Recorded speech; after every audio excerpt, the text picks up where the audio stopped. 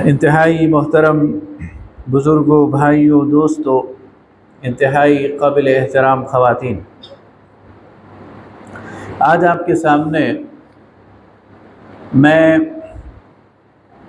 نے وہ آیات تلاوت کرنے کا شرف حاصل کیا ہے جس میں اللہ تعالیٰ ہمارے سامنے دین اسلام، اس کی کچھ دنیاوی برکات ان کا ذکر فرماتے ہیں، اور دین سے منہ موڑنے کے نتیجے میں اور دین سے روگردانی کے نتیجے میں جو مصیبتیں نازل ہوتی ہیں ان کا ذکر بھی ان آیات میں موجود ہے۔ سب سے پہلے تو میں نے آپ کے سامنے سورہ العنکبوت کی وہ آیت تلاوت کی جس میں اللہ تعالیٰ اس عرب کے معاشرے میں مشرکین عرب کے سامنے اپنی ایک بہت بڑی آیت اور ایک بہت بڑی نشانی کا ذکر کرتے ہیں۔ عرب کا جو معاشرہ تھا اسلام سے پہلے، اس کی صورتحال یہ تھی کہ وہ قبائلی معاشرہ تھا، اور اس قبائلی معاشرے میں بدامنی اور بے چینی اپنی انتہا کو پہنچی ہوئی تھی۔ لوٹ مار کا بازار گرم تھا، لوگوں کی جان اور مال کو تحفظ حاصل نہیں تھا۔ جو طاقتور تھا وہ لوگوں کی جان پر بھی تعدی کرتا تھا، لوگوں کے مال پہ بھی تعدی کرتا تھا، اور جو کمزور تھا اس کی جان بھی محفوظ نہیں تھی، اس کا مال بھی محفوظ نہیں تھا، اس کی عزت آبرو بھی محفوظ نہیں تھی۔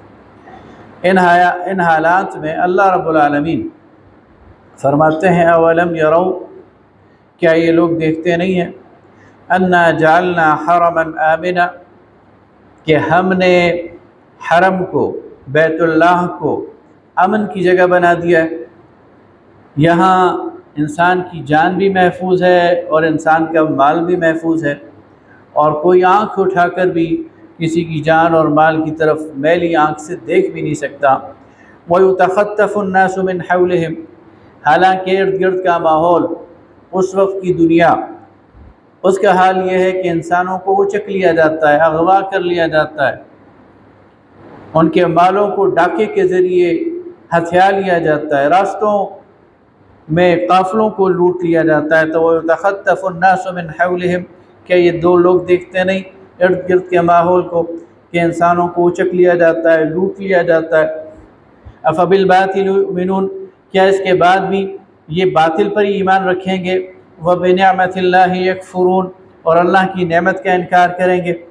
یعنی اللہ نے اپنے دین، اپنی نعمت کے ذریعے انہیں امن دے دیا ہے، ان کی جان اور مال کو محفوظ کر دیا ہے، انہیں معاشی فراوانی نصیب کر دی ہے، اس کے باوجود یہ کفر کی طرف جائیں گے جہاں لوٹ مار ہے، جہاں انسانوں کی عزت کا کوئی احترام نہیں ہے، ان کے مال کا کوئی احترام نہیں ہے، ان کی جان، مال، آبرو کو اس پر دسترازی کی جاتی ہے، یہ پھر اس طرف لوٹ کے جائیں گے۔ تو اللہ تعالیٰ اپنے دین کی نشانی یہ قرار دے رہا ہے کہ اس دین میں آؤ گے تو امن سے ہو جاؤ گے، اس دین میں آؤ گے تو خوف تمہارا ختم ہو جائے گا۔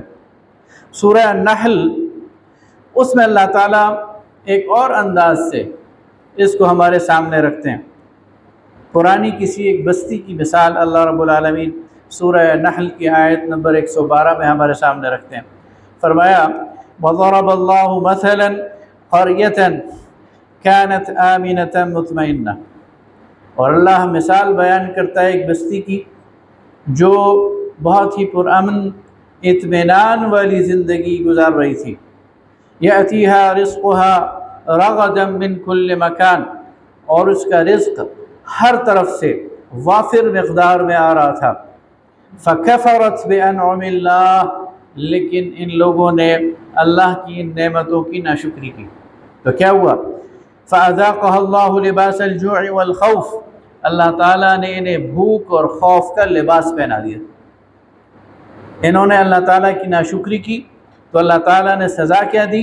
اللہ تعالیٰ نے انہیں بھوک کا لباس پہنا دیا، خوف کا لباس پہنا دیا۔ لباس کیا ہوتا ہے؟ انسان کی جسم اور لباس میں کوئی حائل چیز نہیں ہوتی. تو ایک شخص ایک وقت بھوکا رہ لیتا ہے، 2 وقت بھوکا رہ لیتا ہے، یہ الگ بات ہے.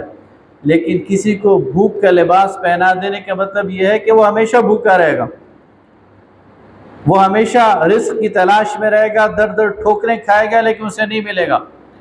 اور خوف کا لباس یہ ہے کہ اپنے گھر میں دروازے بند کر کے کنڈیاں لگا کر تالے لگا کر بھی اپنے آپ کو محفوظ نہیں سمجھے گا. تو اللہ تعالیٰ فرماتا ہے کہ انہوں نے ناشکری کی تو میں نے ان کو بھوک اور خوف کا لباس پہنا دیا، بما کانوا یصنعون، ان کے اپنے اعمال کے نتیجے. تیسری جگہ سورہ المائدہ میں اللہ تعالیٰ سابقہ شریعتوں کا ذکر کرتے ہیں. فرمایا وَلَوْ أَنَّهُمْ أَقَامُوا التَّوْرَاةَ وَالْإِنْجِيلَ، اگر ان لوگوں نے اپنے اپنے دور میں تورات پر عمل کیا ہوتا اور انجیل پر عمل کیا ہوتا، وَمَا أُنزِلَ إِلَيْهِمْ مِنْ رَبِّهِمْ، اور جو کچھ ان کے رب کی طرف سے ان پر نازل کیا گیا تھا، لَأَكَلُوا مِنْ فَوْقِهِمْ، ہم ان کا رزق ان کے سروں کے اوپر سے ان پر اتارتے، وَمِنْ تَحْتِ أَرْجُلِهِمْ، ان کے قدموں کے نیچے سے ان کے لیے رزق اگاتے. آسمان کے گیٹس کھول دیتے، ان کا رزق اترتا، زمین کے گیٹس کھول دیتے، ان کا رزق اترتا، اگر یہ اللہ کی شریعت پر عمل کرتے. اور پھر اللہ تعالیٰ نے قریش مکہ کو مخاطب کر کے فرمایا لِإِيلَافِ قریش، قریش کی مانوسیت انسیت کے سبب، ایلافہم رحلۃ الشتاء والصیف، ان کی محبت کے سبب جو انہیں گرمی اور سردی کے سفروں سے ہے. فَلْيَعْبُدُوا رَبَّ هَذَا الْبَيْتِ، تو تمہیں چاہیے کہ اس گھر بیت اللہ کے رب کی عبادت کرو. الَّذِي أَطْعَمَهُم مِّن جُوعٍ وَآمَنَهُم مِّن خَوْفٍ، جس نے تمہیں بھوک میں کھانا کھلایا اور خوف میں امن عطا کیا. تو ان تمام آیات میں اللہ تعالیٰ اپنے دین کی 2 برکات وہ واضح طور پر ہمارے سامنے رکھتے ہیں. ایک برکت ہے امن کی، اور دوسری برکت ہے رزق کی فراہمی اور فراوانی کی. جو بستی، جو علاقہ وہ اللہ تعالیٰ کے ساتھ شکر گزاری کا رویہ اختیار کرتا ہے، جو اللہ تعالیٰ کی عبادت اور بندگی کا رویہ اختیار کرتا ہے، اللہ کے احکامات پر عمل کرتا ہے، اللہ تعالیٰ گارنٹی دیتا ہے میں تمہیں امن دوں گا، اللہ تعالیٰ گارنٹی دیتا ہے میں تمہیں رزق کی فراوانی دوں گا. اور جو لوگ ناشکری کرتے ہیں اور اللہ تعالیٰ کے احکامات سے اعراض کرتے ہیں تو اللہ تعالیٰ ان پر بدامنی مسلط کر دیتا ہے اور بھوک مسلط کر دیتا ہے. اور اس چیز کا مشاہدہ تو تاریخ ہمیں بتاتی ہے. سب سے پہلا معاشرہ جو صحابہ کرام رضوان اللہ تعالی علیہم اجمعین کا معاشرہ ہے، اس میں ایک بالکل کایا پلٹ آ گئی. جب اللہ کا دین نافذ ہو گیا تو اس کے نتیجے میں اللہ تعالیٰ نے اس عرب کی بدامنی کو امن سے بدل لیا. خود قرآن اس کو بیان کرتا ہے. میں نے آپ کے سامنے سورہ عنکبوت کی آیت رکھ دی. اور وہاں کے بھوک اور افلاس کو بھی اللہ تعالیٰ نے رزق کی فراوانی سے بدل دی. وہ مکہ جو بے آب و گیا ہے، وہاں اپنی کوئی فصل نہیں ہوتی، وہاں اپنی کوئی ان کی اجناس نہیں ہے، وہ مکہ اللہ تعالیٰ نے اسے دنیا کا مرکز بنا دیا. دنیا کا ہر قسم کا پھل وہاں موجود ہوتا ہے، دنیا کا ہر قسم کا رزق وہاں موجود ہوتا ہے. یہ اللہ تعالیٰ کی نشانی، اس لیے اللہ تعالیٰ نے اس کو اپنے دین سے جوڑا ہے. حضرت عمر رضی اللہ تعالیٰ عنہ کا دور تھا تو ایک وقت ایسا آیا، تاریخ نے دیکھا کہ ایک زکوٰۃ تقسیم کرنے والا اپنے گھر سے زکوٰۃ لے کے نکلتا تھا اور پوری بستی میں گھوم آتا تھا، لیکن اسے کوئی فقیر نہیں ملتا تھا کہ اسے زکوٰۃ دے. جس کے پاس بھی جاتا تھا وہ کہتا تھا میں غریب تھا لیکن اللہ تعالیٰ نے مجھے غنی کر دیا، کسی اور کو ڈھونڈو، کسی اور کو تلاش کرو.